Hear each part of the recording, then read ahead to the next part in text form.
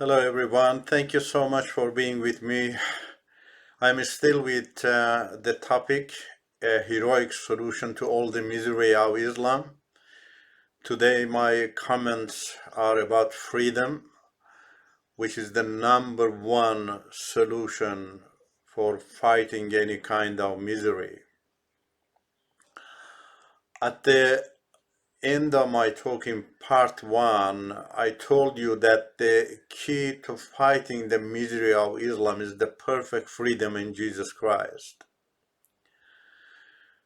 This freedom must be engraved in your heart so that you can have full confidence that it is an integral part of your life. Also, it must be 100% obvious in your life so that people around you will notice that you live like a free person. Why do you need to manifest your freedom?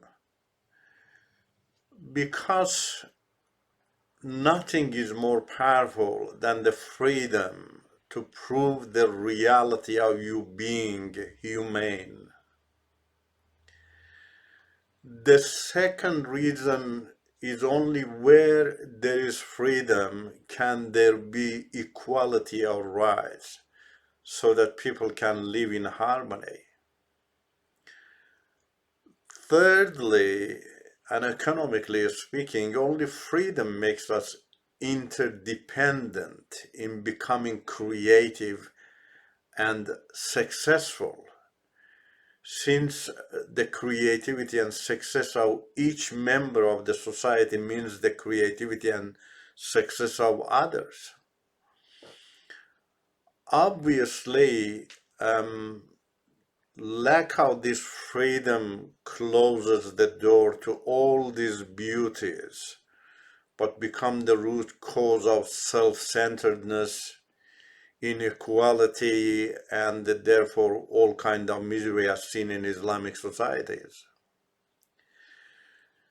Islam, as stated in part one of this discussion, is truly an obstacle to freedom. Therefore, how can Islam be true or from the true God? A truthful belief holds individual freedom at the center of its goal so that adherents can enjoy the freedom, establish their families, societies, laws, and government system all in and with freedom. Otherwise, every relationship will lead to misery. In the last 10 years of his life, the Prophet of Islam turned his back on people's free will, and in this way laid the foundation for the misery of Islamic societies. He actually revealed verses in support of his dictatorship and said that no one was allowed to reason with or question the ideas of Allah and His Prophet. Read Surah Al-Ahzab, verse 36, and Surah An-Nisa, verse 65, and see how the Prophet of Islam made uprooting freedom legitimate in Islam. The message of the Prophet of Islam with these verses bring forth the meaning that he does not care about the deep conviction and an unbreakable trust.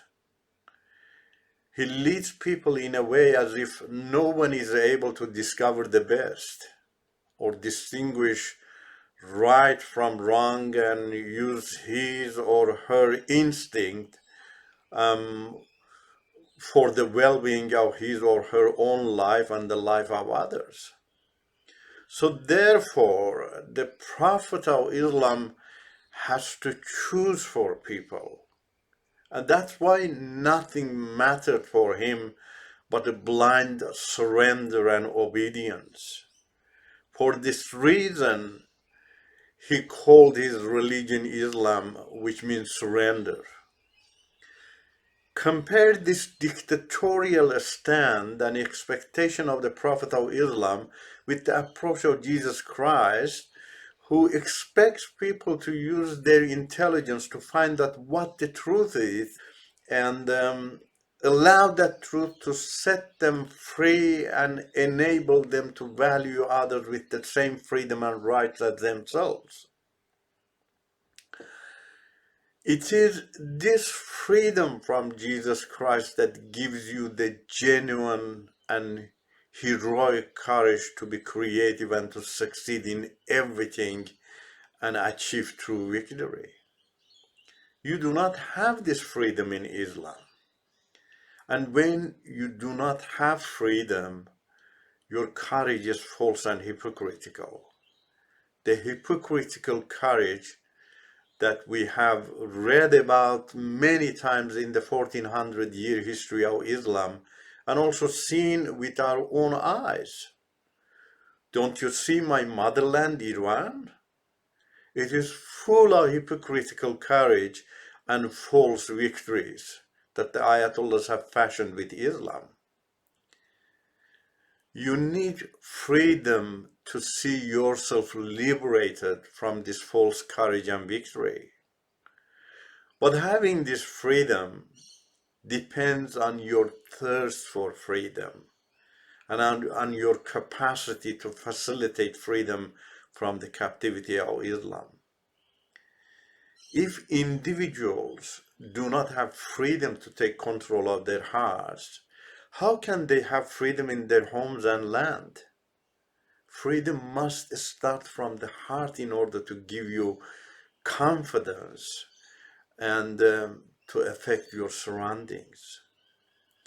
This is the wisdom that only Jesus Christ has spoken of. He said in his gospel, "You will know the truth, and the truth will set you free." You need to discover the truth and enthrone it in your heart if you desire to be set free. This will lead to discovering genuine courage and efficiency in overcoming misery. You absolutely need to turn away from Islam and let, as the gospel of Jesus Christ says, freedom completely rule over your whole being. Please read the gospel of Jesus Christ. Contrary to many people's belief, the gospel is not a religious book. Rather, it is an analytical book in how to access freedom and become enlightened and a blessing to all. So it is vital for you to be free from Islam and all the misery of Islam. If you do not free yourself from Islam, you yourself will also become the cause of misery for your own family and your society. Your individual freedom is the heroic solution to all miseries, including Islamic miseries. Read the gospel. Thank you so much for being with me. God bless you all. Thank you.